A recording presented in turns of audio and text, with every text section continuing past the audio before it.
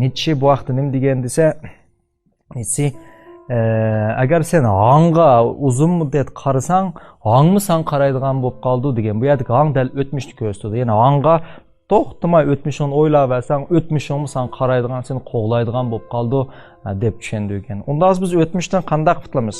Qutulamiz deb qutulolmaydi. O'tmish zot qanday unutamiz? Nurg'un odamlar mendan so'raydi, o'tmishimni unutib ketsam deb. O'tmish unutilolmaydi. Ammo unutishning bir usuli bor. Ya'ni qanday unutamizsa, kechirib o'tish orqali, birinchi usuli kechirib o'tish.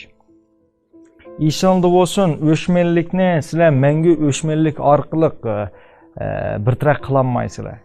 Endi sizlar o'tmishdagi shu ishlar sodir qilgan odam qancha o'chirgansizlar yoki shuningga g'oyiviy bir kuch orqali jazo talab qilmoqchi bo'lgan bo'lsanglar, amaliyotda eng chong ziyon tortquchi kim bo'lsa, o'zing bo'la qolsizlar. Ya'ni meyz kirib qolgan gap.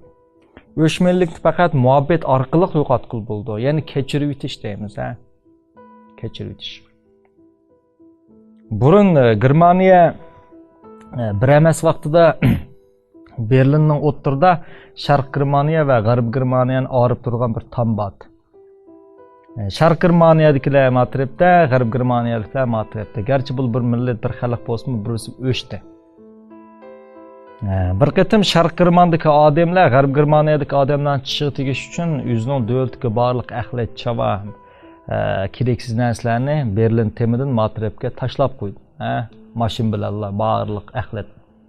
G'arb Germaniyaliklar buni ko'rgandan keyin haqorat deb ketdi. Bir hafta butun G'arb Germaniyadagi kishilar bularning qanday o'ch elish to'g'risida o'ylandi. Mana shunday vaziyat vaqtida ayni vaqtda G'arb Germaniyaning yetakchisi, ya'ni rahbari Willy Brandt degan odam G'arb Germaniyaliklarga uydagi barliq xushpuroq gullarni yig'ib Berlin temidan Sharq Germaniyaga tashlashni buyurdi. Kishilar garchi buni nima shunday qilganligini bilmasa-mu, o'zining rahbarining gapini anglab gullarni etib berdi.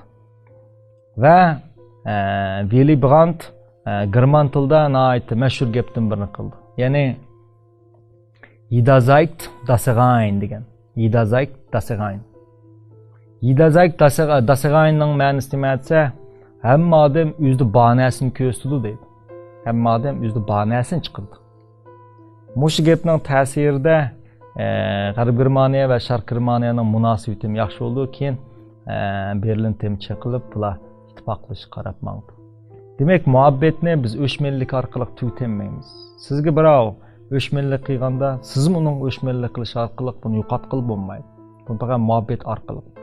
Shunga kechib o'tish degan nima esa ammo biz qalbimizda kechib o'tgan bilan ba'zida mingang yo'l qo'ymaydi.